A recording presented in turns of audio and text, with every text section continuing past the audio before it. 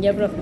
Entonces la saliva en los rumiantes es importante de que tenga buen tiempo el alimento en la boca para la masticación.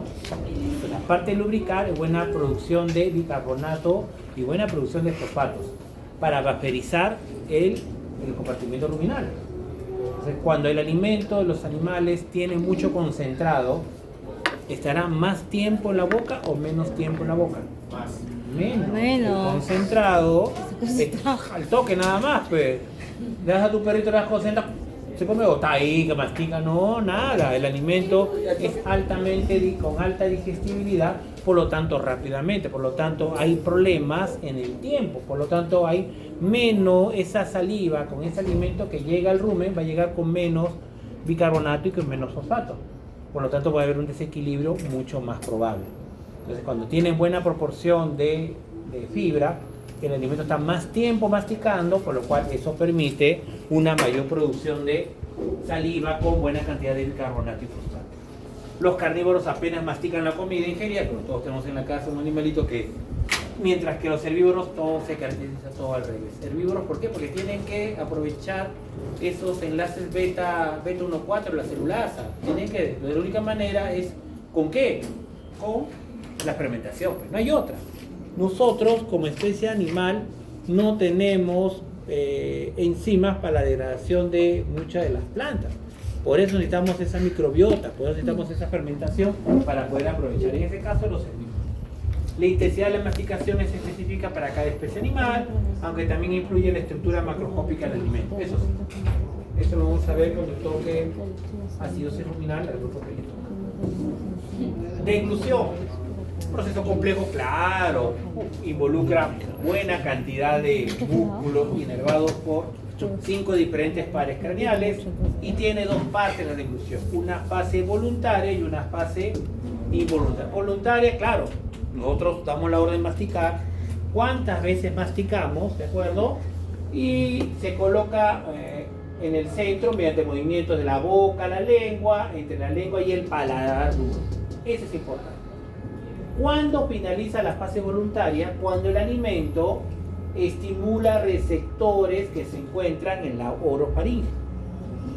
Ustedes pueden tener alimento acá y masticará y no masticará, los animales no masticarán y masticarán y no degluten hasta que tú levantas la lengua y el alimento, por estímulo mecánico, llega ¿a dónde? A la orofaringe. Una vez que el alimento llega a la orofaringe, a estos receptores que se encuentran en este nivel, que empieza la fase involuntaria. Por lo tanto, estos receptores que captan el alimento que están en la faringe tendría que llegar al centro de la deglución, claro. En la orofaringe, en la nervio, principalmente el quinto par craneal. ¿Cuál es el quinto par craneal? El trigémino lo lleva al centro de la deglución. Lo lleva al centro de la deglución, ¿qué hace? Empieza ahora lo que es la fase involuntaria. Tras el estímulo del centro de la deglución, se controla la parte refleja a través de motoneuronas por las vías 5, 9, 10, 11 y 12. ¿Y qué va a pasar? El alimento pasa a la faringe, pasa a todo el esófago y llega hasta el estómago. Una onda peristáltica llamada ondas peristálticas primarias. Porque hay secundarias. Las primarias son las que permiten que el alimento, una vez que inicia en la faringe, pueda pasar hasta la parte final. Miren la importancia. Se levanta la lengua y estimula los receptores que se encuentran ahí. Entonces ahí tenemos la deglución, miren acá, receptores sensoriales que se encuentran donde en la orofaringe, la laringe, miren cómo estimulan principalmente lo que se encuentra acá, en la faringe, estimula el centro de la deglución. Y vía motoneuronas, ¿qué es lo que hace? Toda la musculatura relacionada con la deglución se activa. Eso permite que el alimento pase por todo el esófago. Miren, cada porción más cercana al estómago, miren cómo va aumentando esta onda de presión. Esta es por la onda peristáltica. Por la onda peristáltica ocurre esto. Empieza acá y finaliza acá. Acá vemos 2 momentos en la función de la faringe. Cuando consume alimento, o sea, cuando está en deglución, y acá cuando está respirando. ¿Qué es lo que ven la diferencia?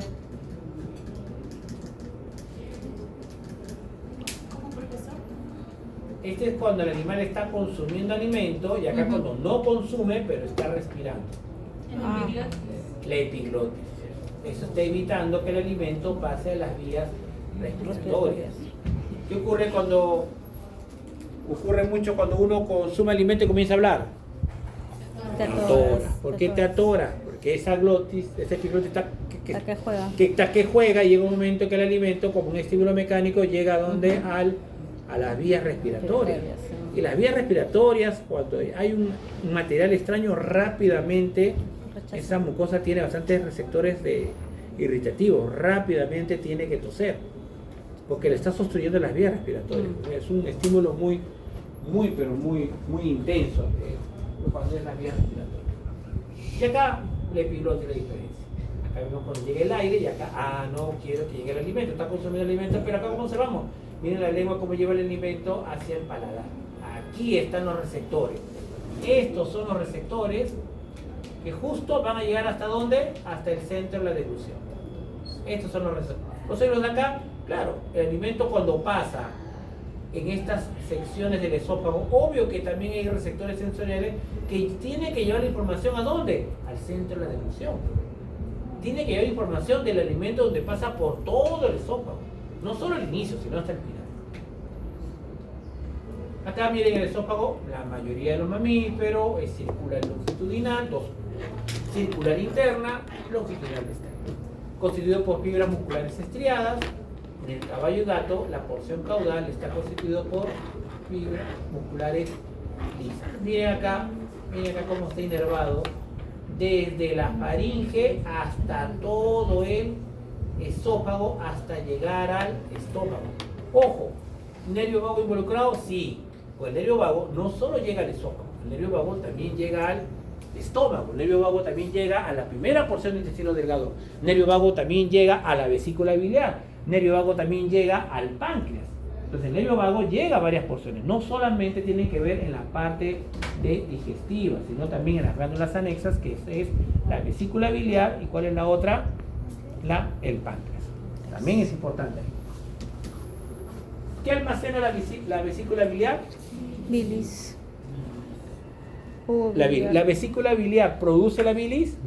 No, solamente ¿Quién produce la bilis? El hígado. Los hepatocitos son los encargados. Otra cosa que lo almacena, ¿dónde? En la vesícula biliar. Es otra cosa. Acá algo importante. Miren la peristalsis esofágica. Cuando la onda peristáltica primaria, porque hay secundaria, la primaria me importa, cuando esa onda peristáltica lleva el alimento de la porción craneal hasta la porción caudal, cuando llega al esfínter esofágico inferior, o sea, la parte inferior, ¿qué tiene que ocurrir con el esfínter? El esfínter tiene la musculatura, tiene que relajarse. ¿Para qué tiene que relajarse? Para que el alimento pase a donde al estómago. ¿De acuerdo? Ese es importante. Acá vemos otro grafiquito aquí.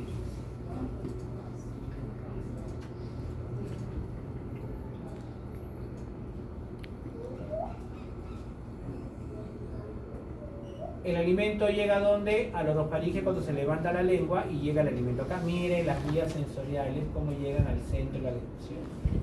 Y el centro de la deglución manda por el rojito, las vías, ¿qué es el rojito? Las vías motoras.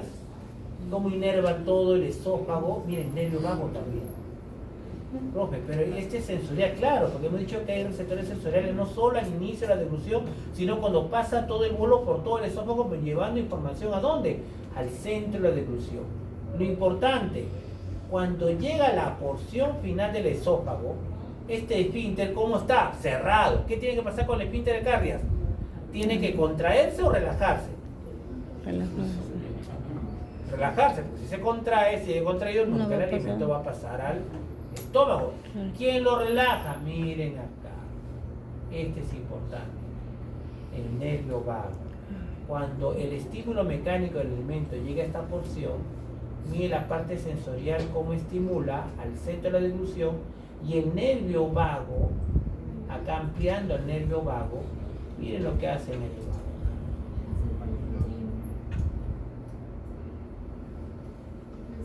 El nervio vago llega, libera acetilcolina y estimula una neurona que libera péptido vasoactivo intestinal y óxido nítrico. Esta neurona entonces es una neurona inhibidora.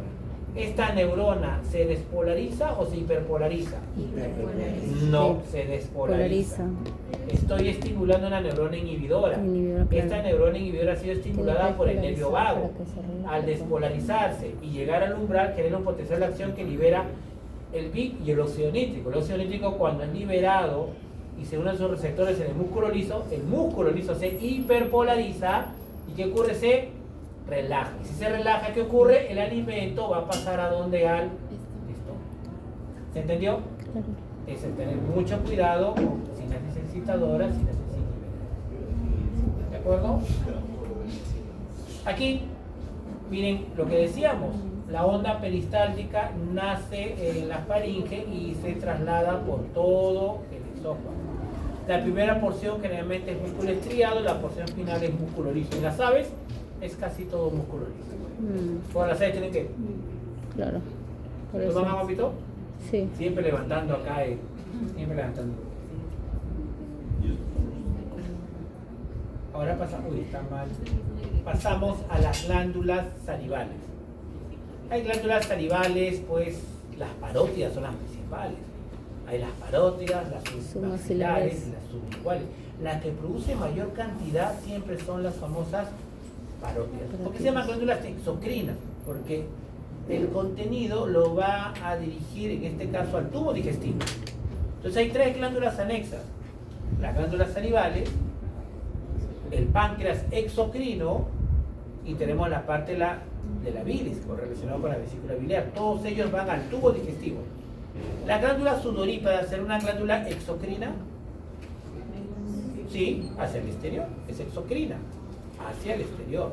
No es endocrina. Cuando es endocrina quiere decir que el producto lo tiene que liberar a la sangre. La sangre. La médula adrenal, ¿qué libera en la sangre? Adrenalina. La adrenalina, si es liberado a la sangre, ¿será una hormona? Sí. Sí, se llama por neurohormona. Es un neurotransmisor hormona. ¿De acuerdo? Ese es importante. Miren acá las glándulas diferentes tipos de las glándulas parótidas. Las glándulas parótidas, ahí las tenemos. Aquí nos vamos a quedar con estas dos diapositivas, ¿ya? 3. 4, no, 3. No, 3 nada, 3. ¿Por qué tienen que ser estas 3 diapositivas? Porque cuando hablemos de estas 3 diapositivas ya no vamos a volverlo a hablar en páncreas. Páncreas y glándula salival, páncreas exocrino, no páncreas endocrino. Porque el páncreas endocrino son los islotes de Langerhans que tienen las células alfa, las células beta, las células delta. ¿Quiénes producen insulina? ¿Las alfa, las beta? ¿Quién dice las alfa? Las beta. Las beta. Nadie, con Valentina, nadie. Primero fue Yair, nadie le creyó a Yair. No tuvo la solidaridad de nadie, solamente Valentina la apoyó. Esta vez sí, sí tenía la razón Yair. Son las células beta. Las células beta es la mayor población que tenemos en el páncreas. Por eso el problema de la diabetes. El 65% aproximadamente de todo el islote son células beta. O sea, más de la mitad produce insulina. Claro, ¿cuándo producimos insulina? ¿Cuál es el principal estímulo para la producción de insulina? Aumento de glucosa en sangre. Entonces, cuando tenemos dietas hipercalóricas, ¿qué es lo que ocurre? Los niveles de glucosa en sangre están por mucho tiempo elevados. Por lo tanto, las células beta producirán más insulina. Claro. Y si tú estimulas mucho un tipo de célula, se agotan. Si se agotan, llega un momento que ya no producen insulina. O producen menos. Si producen menos, ¿qué va a pasar con los niveles de glucosa? Se eleva. Y trae todos los problemas que todos conocemos y lo veremos en el momento. ¿De acuerdo? Pero ese es el endocrino. El exocrino, el páncreas, ¿qué va a secretar? Páncreas va a secretar la secreción pancreática. ¿De acuerdo? Y es igualito. Tiene dos porciones. La porción acinar y la porción ductular. En glándula salivar, la porción acinar, enzimas, iones. la porción ductular, bicarbonato. Recupera iones y ¿qué secreta? Bicarbonato. ¿Qué tipo de animales tendrá mayor actividad su parte ductular?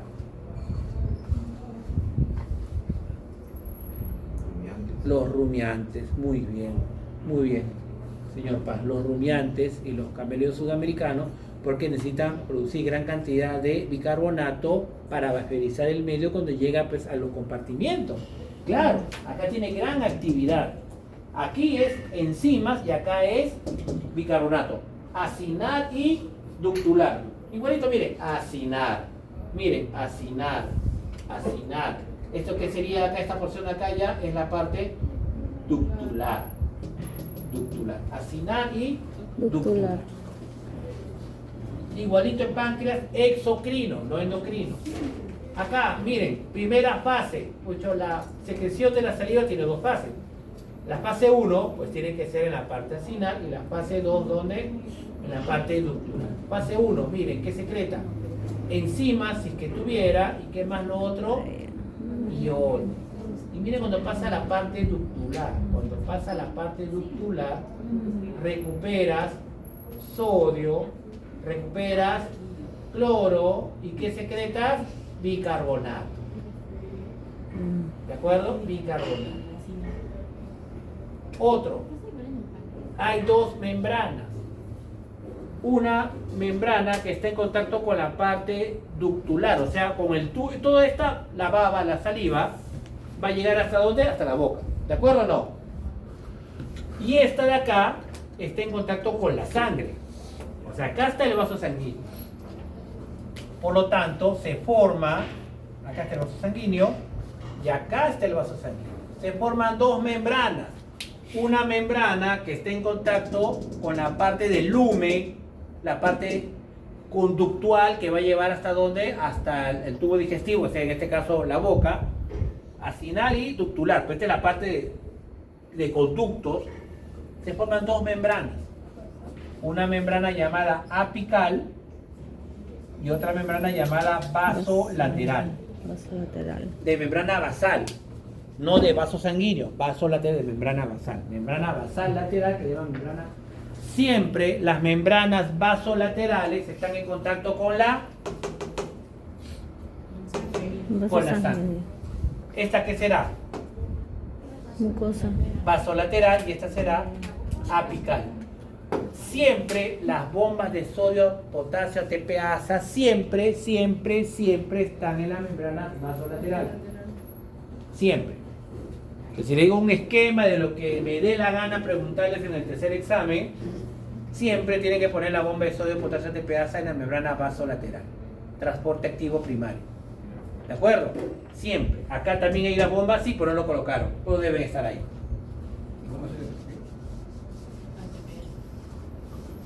Las bombas de sodio, potasio, TPasa. Miren bicarbonato ahí. Y para finalizar, este canal le llaman el canal de cloro, le llaman el canal CFTR. ¿Por qué creen que se llaman CFTR?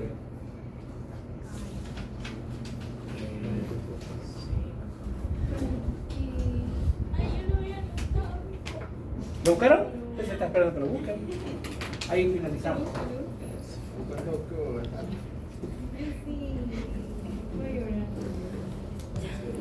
CFTR. ¿Cómo le llaman? Es un canal de transmembrana de la fibrosis quística. Canal de transmembrana de la fibrosis quística. Y entonces se supone que usted me va a preguntar, ¿y a mí para qué me importa el canal de transmembrana de fibrosis quística? Porque fue descubierto por una enfermedad fatal en niños, que es la fibrosis quística. Pero eso, como yo lo siento agotados, empezaremos la siguiente clase hablando del canal de fibrosis quística. Hablaremos un poco de glándula sudorípara a la vez, de glándula salival y hablaremos algo también de pulmón a la vez, para hacerlo más enriquecedor y ver cómo la importancia de ese CFTR. Sí lo van a ver en algunas enfermedades. Ahí quedamos.